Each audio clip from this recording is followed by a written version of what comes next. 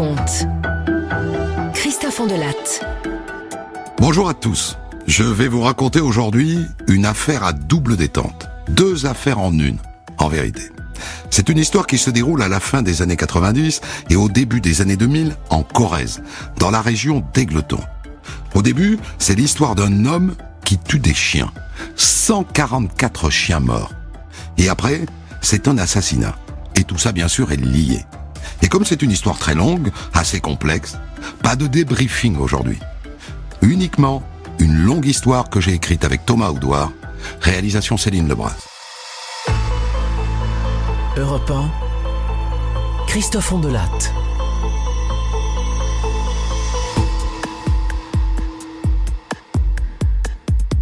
J'aurais pu commencer cette histoire au début, à son vrai début, quand en 1998, dans la région d'Égletons, en Corrèze, des dizaines et des dizaines de chiens meurent les uns après les autres. Ils se mettent à baver, à vomir, ils y passent tous. C'est le vrai début de cette histoire. Et moi, la mort d'un chien, ça me suffit pour considérer que l'affaire est grave. J'aime les chiens comme des frères de l'humanité. Mais je sais que tout le monde n'est pas du même avis. Je sais que certains pensent qu'un chien, c'est un chien. Un de perdu, 10 de retrouvé. Alors je me suis dit, si tu leur racontes une histoire d'un type qui tue des chiens, la moitié va décrocher. Un gars qui tue des clébards ? Oh, ça m'intéresse pas. Ok, on ne sera pas d'accord là-dessus, mais c'est pas grave. Il vous faut un cadavre, un vrai, un cadavre d'humain. Eh bien, c'en est un aussi dans cette histoire. Mais c'est longtemps après cette histoire de chien. C'est lié, bien sûr, et c'est ce cadavre, évidemment, qui va donner à cette affaire tout son retentissement. S'il n'y avait eu que les chiens dans cette histoire, c'est vrai, je ne serais pas là à vous la raconter.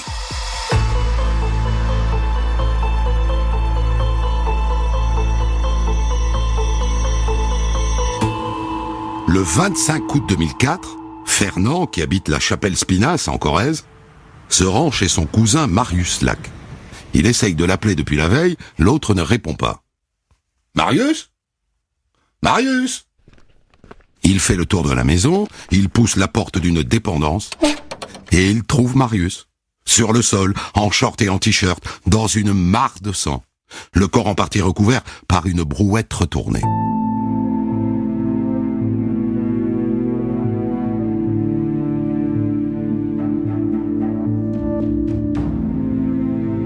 Il appelle les gendarmes.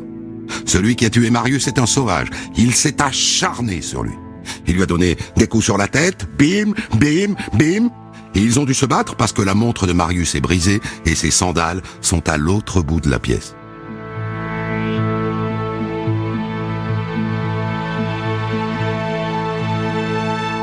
Un juge d'instruction est nommé. Il examine les pistes. Il n'y en a pas 36. La première qui vient à l'esprit, c'est celle du cambrioleur, du rôdeur. Mais bon, on fait le tour de la maison. On n'a rien volé. La deuxième piste est aussi vite refermée, Marius Lac est divorcé. Une vengeance passionnelle. Non, ça ne tient pas.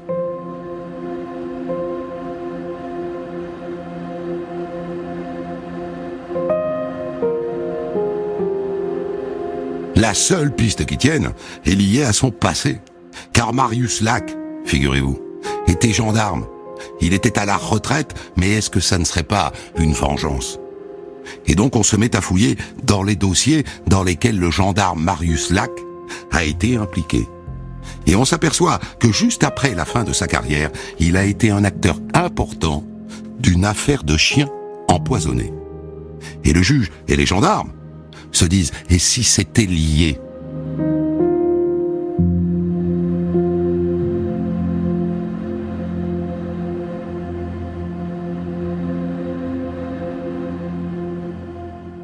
Et donc il faut que je vous la raconte, cette histoire de clébard. Attention, je ne vous parle pas d'un chien empoisonné. Je vous parle de plus de 140 chiens, essentiellement des chiens de chasse, qui d'un coup se sont mis à baver, à vomir, et qui sont morts dans d'affreuses souffrances. Europe 1, Christophe Ondelatte. Cette histoire de chien empoisonné éclate en 1998, le 30 août exactement. quand un homme se rend à la gendarmerie d'Égletons, en Corrèze, pour déclarer la mort de son chien. La première victime d'une très longue série. C'est certain qu'il a été empoisonné. Avant de mourir, il a bavé énormément. Il a vomi. Mon pauvre chien. Je l'aimais beaucoup, vous savez. C'était un chien très fidèle. C'était vraiment une brave bête. J'aimerais bien qu'on retrouve celui qui lui a fait ça. Celui qui lui a fait ça. Il y va un peu vite.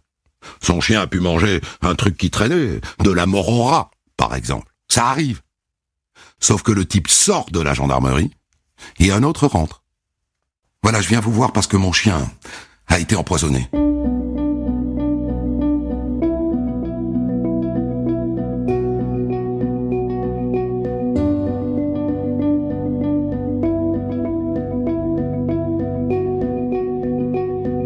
Et dans la foulée, un autre. Et toute l'après-midi du 30 août 1998, des propriétaires de chiens en larmes défilent à la gendarmerie d'Égletons pour raconter la même histoire. Leur chien est mort dans d'atroces souffrances. Les gendarmes enregistrent 7 plaintes en 3 heures.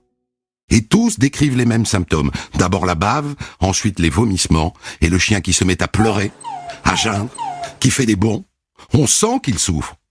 Et très vite il meurt. Et tout ça, notez-le, fin août, c'est-à-dire à quelques jours de l'ouverture de la chasse, dans une région où la chasse, c'est sacré.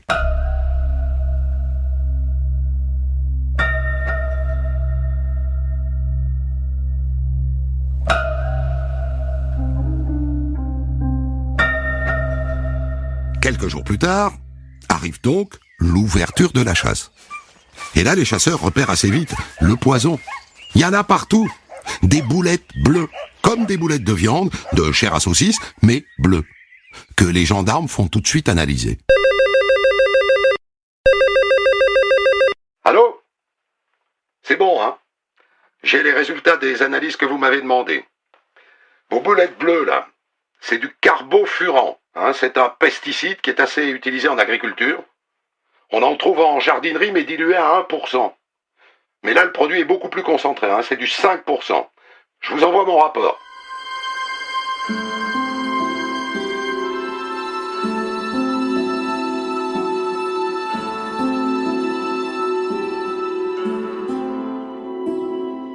Du carbofurant dilué à 5%. Renseignement pris, c'est un dosage utilisé dans la culture des céréales. Autrement dit, peu de chances d'en trouver en Corrèze, la Corrèze n'est pas une terre de céréales. Et ces boulettes bleues, on continue d'en trouver tous les jours. En septembre, en octobre, en novembre. Et plus seulement à Égletons. Le périmètre s'élargit semaine après semaine, jusqu'à toucher 5 villages autour d'Égletons. Les boulettes sont en général dispersées la nuit, et à bien y regarder, plutôt les veilles de week-end. Et surtout dans les zones de chasse. Et donc assez vite, les gendarmes pensent à un règlement de compte dans le monde des chasseurs. Un chasseur qui, par jalousie, par vengeance, on ne sait pas, tuerait les chiens des...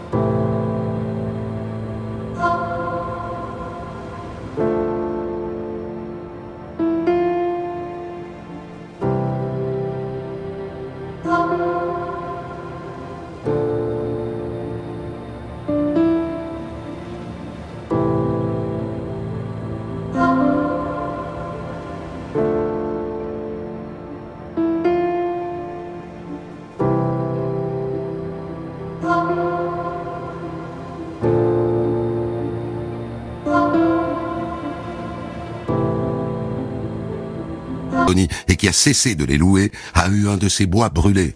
Et 3 de ses juments et une de ses vaches sont mortes empoisonnées. Donc il y a un contexte. On dit que Bondoni aurait dit un jour « Tu veux me pourrir la chasse ? Eh ben je te pourrirai la chasse !» Et juste après, le chasseur en question a retrouvé des boulettes bleues le long de son parcours de chasse. Si vous ajoutez à ça qu'on n'a jamais trouvé de boulettes bleues sur la chasse privée de Bondoni, Il y a donc un contexte.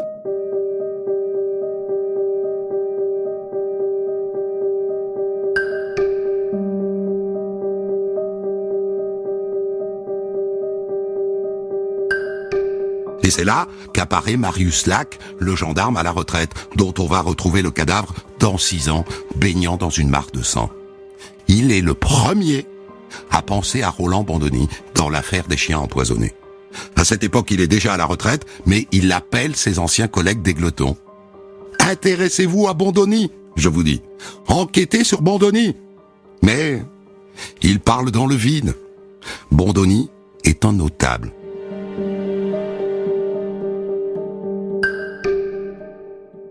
En février 99, la saison de chasse se termine. 30 chiens sont morts, et aussi quelques chats d'ailleurs, et un mouton. Et l'enquête n'a pas avancé. Et pourtant, il y a du monde sur cette affaire. Une cellule d'enquête spéciale a été créée. 13 gendarmes y travaillent à plein temps. On a installé des caméras vidéo de surveillance au point stratégique des territoires de chasse. On a même mobilisé à un moment des hélicoptères et installé des barrages routiers. Et tout ça n'a rien donné.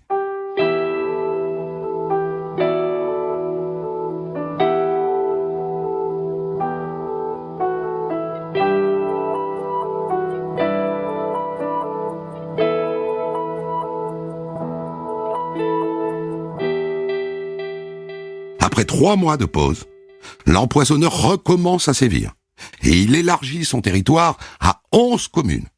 Et on compte maintenant une centaine de chiens morts.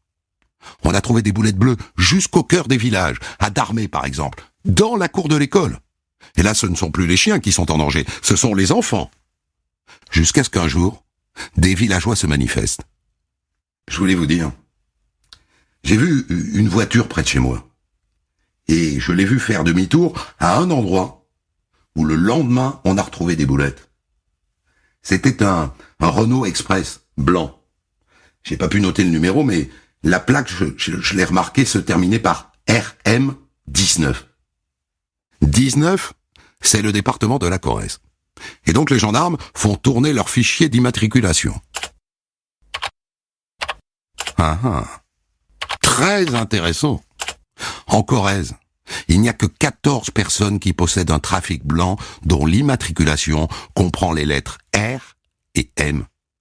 Et dans cette liste, il y a un nom qui saute aux yeux. Europe 1, Christophe Ondelatte. RM19. 14 Renault Trafic de Corrèze ont une plaque qui se termine par RM19. Et dans la liste, il y en a un qui est plutôt connu dans le coin. Roland Bandoni, propriétaire de la chasse privée. Jusque-là, personne n'avait vraiment osé l'accuser publiquement, en dehors de ce gendarme à la retraite, là. Marius Lac. C'est un notable, ça explique. Les gendarmes n'ont pas le temps de le convoquer. Bandoni se présente de lui-même à la gendarmerie. « Bonjour, messieurs. Je viens vous voir parce que j'ai une chienne, là. Une vieille chienne, Majesté. Elle est morte empoisonnée. À la chasse. » Les gendarmes prennent gentiment sa plainte, et puis ils y vont au flanc.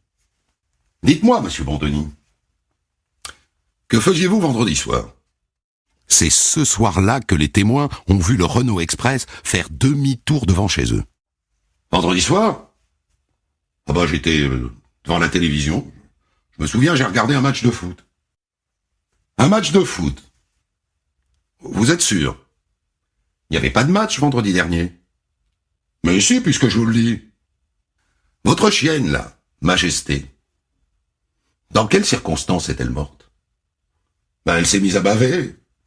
Je l'ai mise dans la voiture, je l'ai amenée immédiatement chez le vétérinaire, mais c'était trop tard.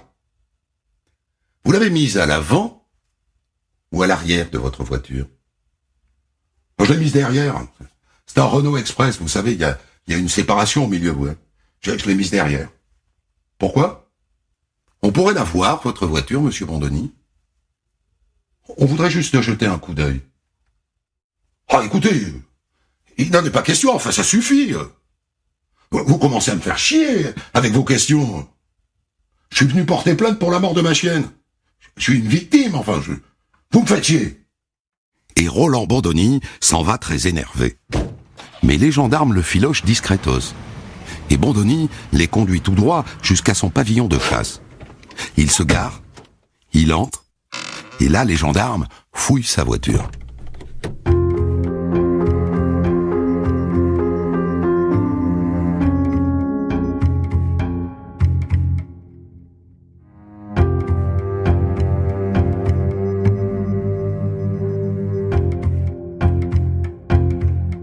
Et à l'avant de sa voiture, pas à l'arrière, là où il a dit qu'il avait mis sa chienne malade, à l'avant, il trouve des traces du poison.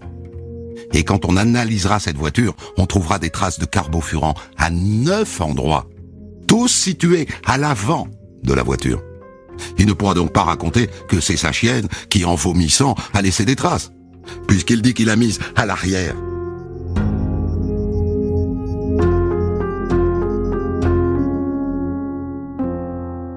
À moins qu'il ne change son témoignage. Et évidemment, c'est ce qu'il fait. « Je vous ai dit que c'était à l'arrière que je l'avais mise ?» ?»« Non, c'est faux, je me suis trompé. C'était à l'avant. Quand je suis allé chez le vétérinaire, je l'ai mise à l'avant. » Misérable parade, qui ne tient pas longtemps parce qu'on fait analyser les traces retrouvées dans sa voiture. C'est du carbofuran pur. Il n'y a pas de mélange avec de la bave de chien ou avec du vomi. Il est pur. Et il est dilué à 5%. Et donc le 14 février 2001, Roland Bandoni est mis en examen pour acte de cruauté envers des animaux.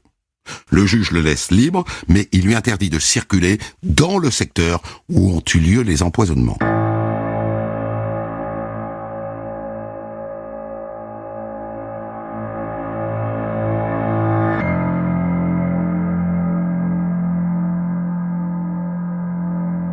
Alors qui est ce Roland Bandoni ?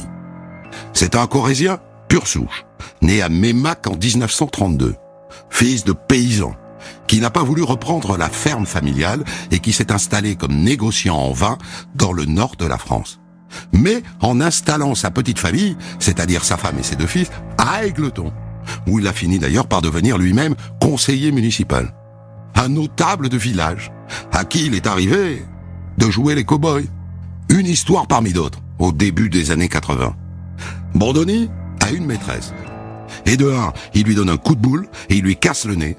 Et de 2, en pleine nuit, il force sa porte et il la menace avec un pistolet. Ça lui a valu de passer devant le tribunal et d'être condamné. Ça plante le personnage. Un roitelet de province qui se croit tout permis, qui pense que grâce à ses relations, il se sortira de tout. Vous avez compris maintenant pourquoi, malgré les soupçons de l'ex-gendarme Marius Lac, personne, jusque-là, n'a osé déranger M. Bandoni.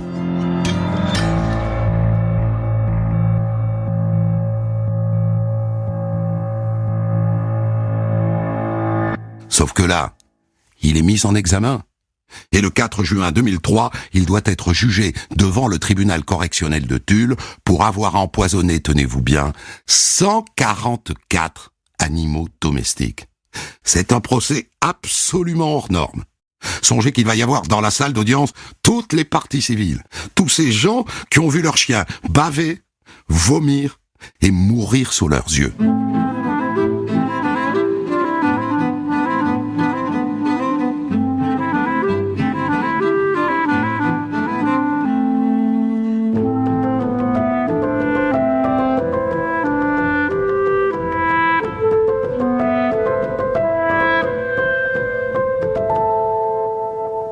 La salle du tribunal correctionnel est trop petite. L'audience doit avoir lieu dans la salle d'assises, avec retransmission vidéo dans 3 autres salles du tribunal. Arrive le jour J. Tout le monde est là. Et on attend Bandoni. 8h, 8h15, 8h30, pas de Bandoni. À 9h moins le quart, son avocat va voir le président. « Monsieur le Président, mon client ne va pas pouvoir venir. Il vient d'être victime d'un accident. À Brive. Il s'est fait renverser par une camionnette qui faisait marche arrière, sur le parking de son hôtel. » Les gens n'y croient pas. Et le président du tribunal fait dépêcher 2 experts à l'hôpital pour vérifier. Et puis finalement, l'audience est renvoyée à une date ultérieure.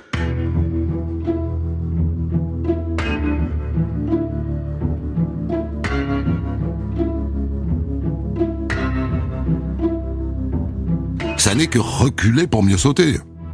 4 mois plus tard, le 1er octobre 2003, Roland Bandoni est à nouveau convoqué devant le tribunal de Tulle. Et cette fois, il est là. Il arrive en Mercedes.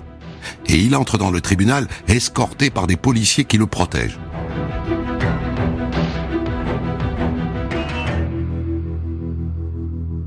Sa défense est simplissime. Je ne vois absolument pas ce que je fais ici. Je n'ai jamais fait de mal à des chiens. 2 témoins seulement acceptent de venir à la barre, dont l'ancien gendarme Marius Lac qui raconte en détail les conflits de chasse, les insultes, les menaces. Vous savez ce qu'il m'a dit un jour? Un jour, il m'a dit, tu me fais chier, je vais te faire la peau. Il me l'a dit. L'ex-gendarme Marius Lac dit que Bandoni est un seigneur sur ces terres, dont les chasseurs ne seraient que des vassaux. Monsieur Lac, pensez-vous que Monsieur Bandoni peut être l'empoisonneur? Moi, honnêtement, j'en ai pas la preuve. Je peux pas dire c'est lui. Mais par contre, je pense qu'il en est bien capable.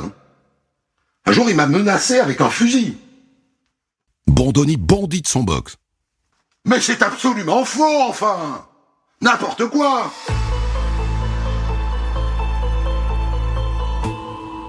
Si vous êtes innocent, monsieur Bandoni, alors d'où viennent les traces de carbofuran qu'on a retrouvées dans votre voiture? C'est la question du procès. Eh bien, comme je l'ai indiqué pendant l'instruction, ça vient des vomissures de ma chienne. Monsieur Bandoni, les analyses indiquent qu'il n'y a pas de traces de vomi ou de bave.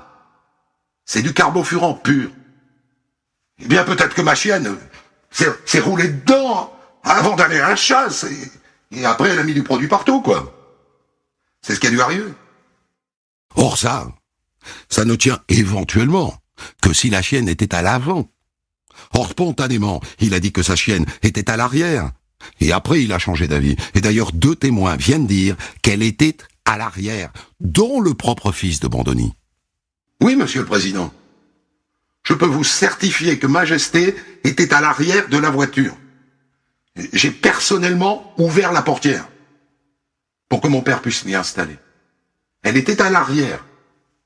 Le fils charge le père. Et à la fin, le procureur. Je vous demande de condamner monsieur Bandoni à la peine de 2 ans de réclusion criminelle.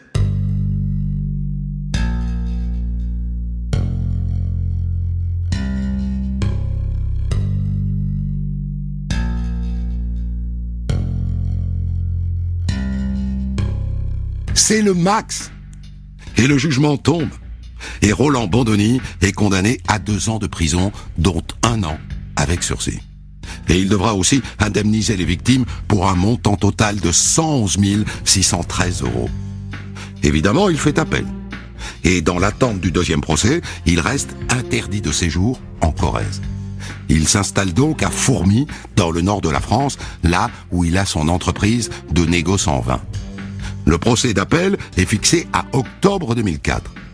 Et 2 mois avant, Marius Lac, le principal témoin à charge de cette affaire, est retrouvé assassiné chez lui, le crâne défoncé. Je vous ai raconté ça tout à l'heure.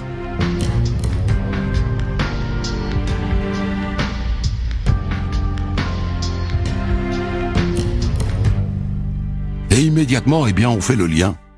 On a voulu faire taire le vieux Marius. Et Roland Bandoni lui-même, qui n'est pas idiot, appelle tout de suite son avocat. Il a compris qu'on allait le soupçonner.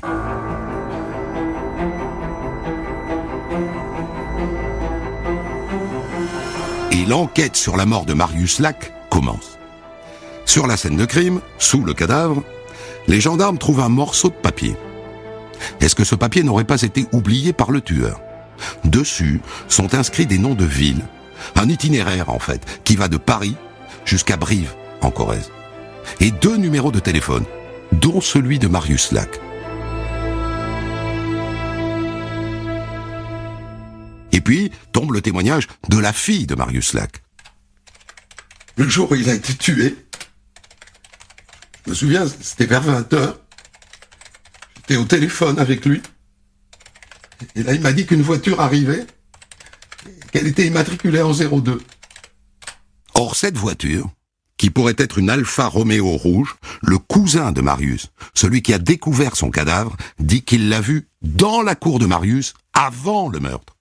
Et d'autres gens du village aussi. La voiture aurait fait des allers-retours dans le bourg l'après-midi qui précède le meurtre. Il n'y a pas que ça. D'autres témoins ont vu un cycliste. Ils l'ont forcément remarqué, on était en plein mois d'août et le type avait un anorak et un bonnet.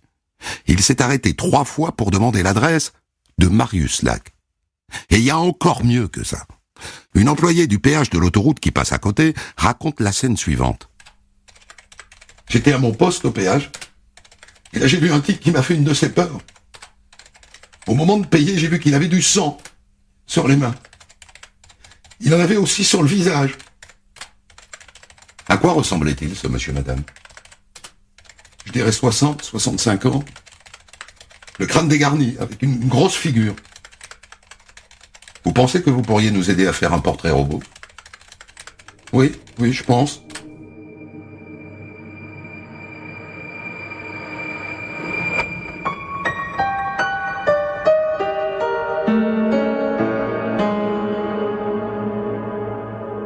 Roland Bondoni, bien sûr, est interrogé sur son emploi du temps le jour du meurtre. Oh ben là, vous n'allez pas pouvoir m'impliquer. Je suis allé au commissariat de Fourmies, dans le Nord, pour porter plainte à la suite d'une dégradation de ma voiture. Voilà le procès verbal. C'est ce qu'on appelle un alibi en béton. Mais ça n'empêche pas les gendarmes de placer Bondoni sur écoute. Et voilà ce qu'ils entendent dans une conversation qui date du 6 septembre avec un de ses copains du Nord, Alain. Les nouvelles sont bonnes, Roland? Ouais, les nouvelles sont bonnes. Mais si tu veux bien, on se donne rendez-vous demain à midi pile? Au double numéro? Le double numéro? Qu'est-ce que ça veut dire? L'appel vient d'un bar de Fourmies, dans le Nord. Un bar qui appartient à un certain Alain Botchon.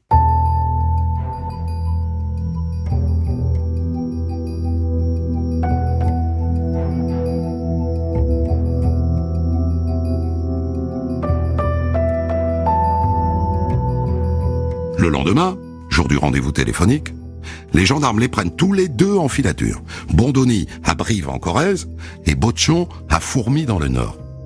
Et à midi pile, ils les voient tous les deux se passer un coup de fil depuis 2 cabines téléphoniques. Ça alors? Et pourquoi n'utilisent-ils pas leur portable, ces deux-là? Qu'ont-ils à cacher?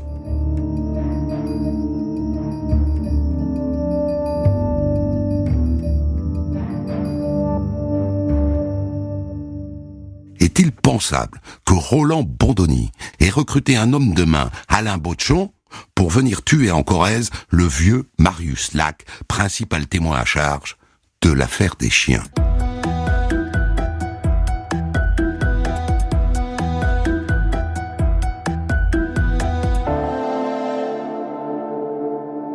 Parce que tout de même, ils ont l'air très proches, ces deux-là. Les gendarmes comparent leurs fadettes, c'est-à-dire le relevé de leurs portables respectifs. En 3 mois, Bondoni et Botchon se sont appelés 48 fois. Et étrangement, leur conversation de portable à portable cesse le jour du meurtre de Marius Lac, c'est-à-dire le 24.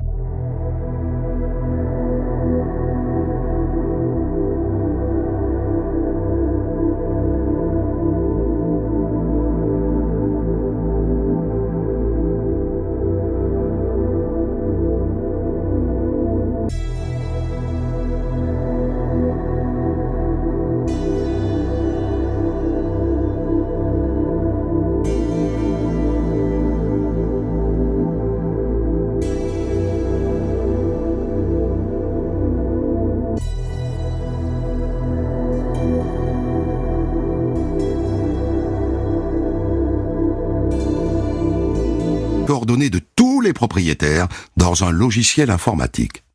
Et il croise ces données avec les numéros de téléphone portable identifiés sur le portable de Bondoni et de son ami Botchon. Et là, ça matche sur un numéro. Un propriétaire d'Alfa Romeo rouge qui figure sur le listing de téléphone de l'ami Alain Botchon. Les gendarmes vont voir ce monsieur. Oh ben cette voiture, c'est pas moi qui m'en sers, je l'ai prêtée à un ami. Il s'appelle comment, votre ami? Alain Botchon. Excellent. Surtout que cet Alain Botchon ressemble comme 2 gouttes d'eau au portrait robot. Il est petit, il est costaud, il a le crâne dégarni et il a ce qu'on appelle une grosse figure.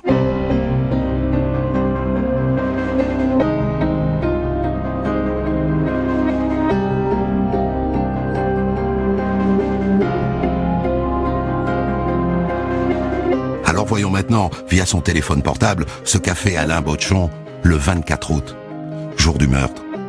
Eh ben voilà, on y est. Alain Botchon a fait l'aller-retour entre l'Aisne et la Corrèze. Son portable a accroché tous les relais sur le trajet. Et son parcours correspond parfaitement à celui qui est inscrit sur le petit papier qu'on a trouvé sous le cadavre. Montargis, Gien, Bourges, Châteauroux, Limoges, Brive, Tulle. C'est lui l'assassin de Marius Lac. Et c'est un ami de Bondony.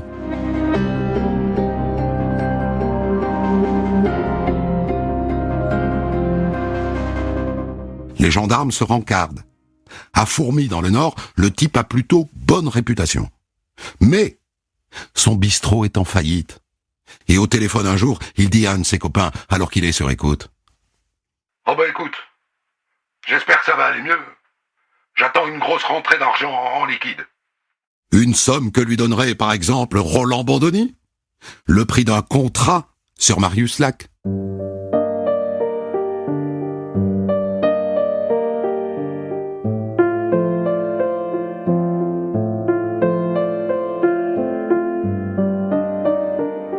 Les gendarmes les gardent à l'œil tous les deux. Leur idée est de les pincer au moment où Bondony va remettre le prix de son contrat à Botchon, la main dans le sac. Et donc ils patientent. Mais il ne se passe rien. Et au bout d'un moment, ils décident de les interpeller tous les deux. Le 19 octobre 2004, Alain Botchon est convoqué au commissariat de Fourmies. Il arrive à 8h du matin, il est persuadé que sa convocation est liée à la liquidation de son bistrot. Il ne se méfie pas. Et il tombe sur des gendarmes de Corrèze.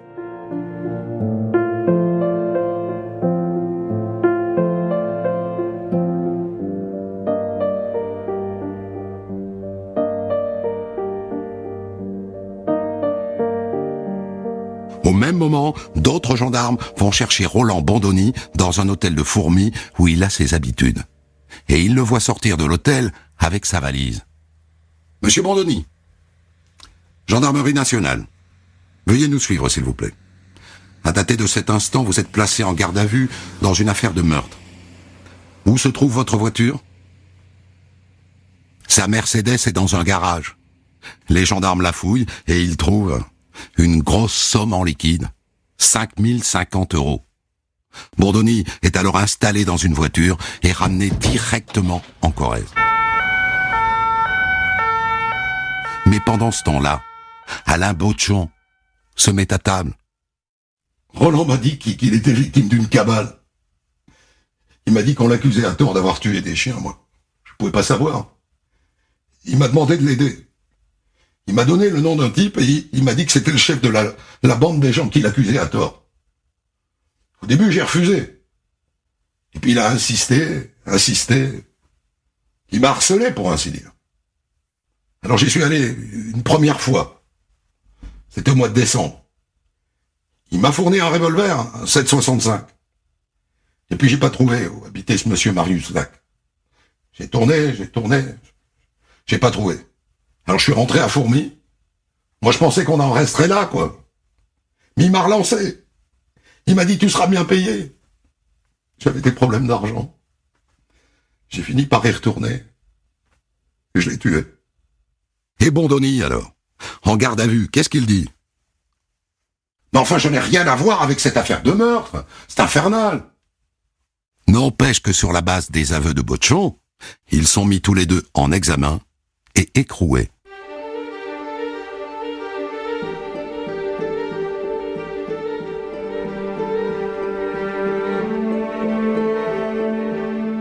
Deux mois plus tard, le juge d'instruction organise une reconstitution.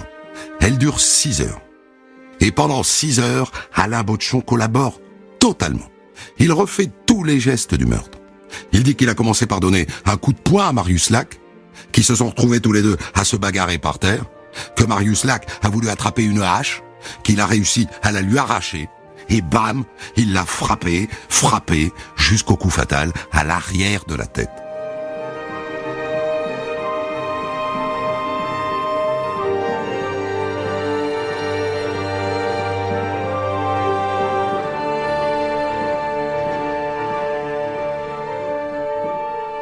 Et Bondoni, alors, qu'est-ce qu'il a à dire face aux accusations de son ami? Lui, il est toujours dans le déni. Il n'a rien demandé à Alain Bauchon. Et si Alain Bauchon est allé tuer Marius Lac, c'est de sa propre initiative. Peut-être pour lui soutirer ensuite de l'argent. Et il a un argument, hein. Il n'était pas prévu que Marius Lac témoigne au procès en appel dans l'affaire des chiens. Pourquoi donc l'aurait-il fait tuer? Alors? Et c'est vrai, ça. Marius Lac n'était pas convoqué au procès en appel. Et d'ailleurs, il approche ce procès. Alors avant d'être éventuellement jugé pour meurtre, Roland Bondoni va d'abord comparaître en appel dans l'affaire des chiens empoisonnés. Europe 1, Christophe Ondelatte. Le procès en appel dans l'affaire des chiens empoisonnés est programmé pour le 3 février 2005 à Limoges. Et à l'approche de ce procès, ça se complique pour Roland Bondoni. D'abord, le procureur le met en examen dans une deuxième vague d'empoisonnement. Ce qui veut dire qu'il y aura encore un procès. Mais c'est pas tout. Le procureur de la République fait savoir aux avocats de Bondoni qu'il a trouvé un nouveau témoin à charge. Un marchand d'insecticides de fourmis dans le Nord, qui raconte qu'il a vendu du carbofurant à Bondoni. La preuve qui manquait au dossier. Bondoni a prétendu qu'il en avait besoin pour son maïs. Il lui en a acheté pendant 4 ans, entre 1998 et 2002, pile à l'époque des empoisonnements de chiens. Bondoni est cuit.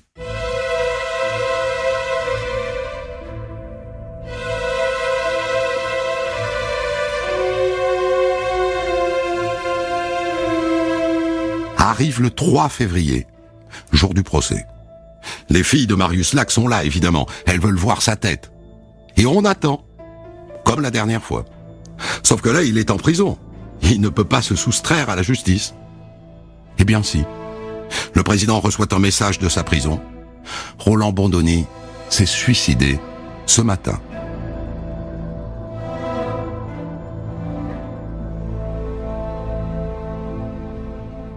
Les surveillants sont allés le chercher dans sa cellule à 5h55.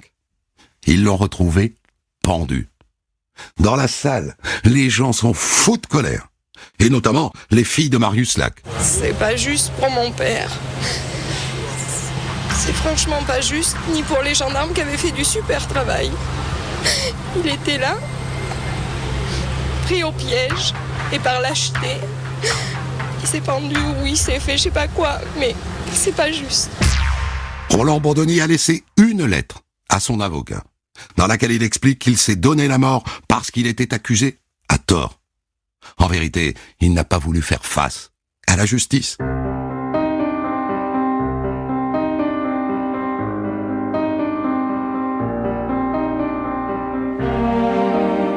Et donc dans l'affaire des chiens, sur le plan purement judiciaire, il n'y aura pas de coupable. L'action publique est éteinte. Alors, vous avez droit de ne pas avoir de doute, mais sur le plan pénal, moi, je n'ai pas le droit de vous dire aujourd'hui que Roland Bondoni est l'empoisonneur de ces 144 chiens. Certes, il a été condamné en première instance, mais l'appel a remis les pendules à zéro.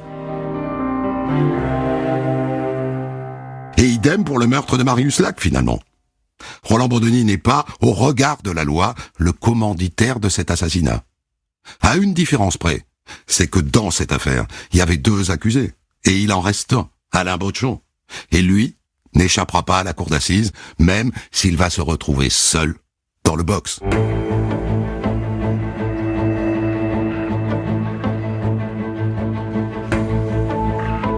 Le procès d'Alain Bauchon s'ouvre en mai 2007 devant la cour d'assises de Thunes.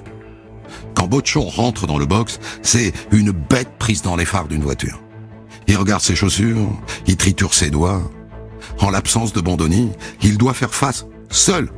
Même si le fantôme de Bondoni est assis à côté de lui, ça n'est qu'un fantôme qui n'a pas à rendre compte. Au début du procès, l'avocat de Bondoni est là et il prétend se constituer partie civile à l'audience. C'est très gonflé. Vouloir faire passer Bondoni pour une victime. Et puis quoi encore? La Cour naturellement refuse.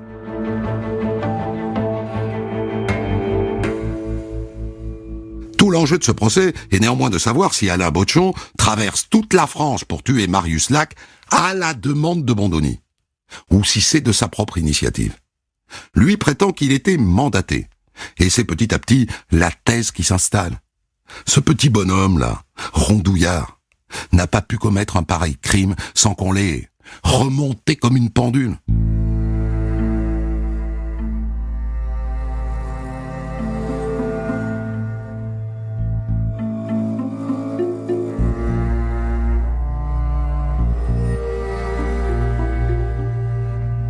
Alors est-ce qu'il voulait vraiment le tuer? Ou est-ce qu'il est venu lui donner une leçon? Puisqu'il avait un revolver et qu'il ne l'a pas utilisé, la question se pose. Et c'est ça la théorie que vont développer ses avocats. Bondoni lui a donné une arme. Il s'en est débarrassé. Il est arrivé chez Marius Lac les mains vides, donc il ne voulait pas le tuer.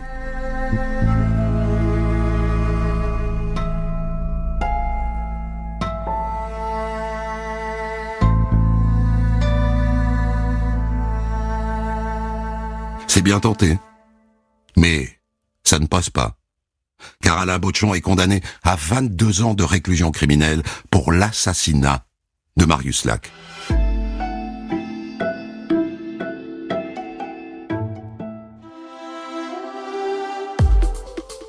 Des centaines d'histoires disponibles sur vos plateformes d'écoute et sur europe1.fr.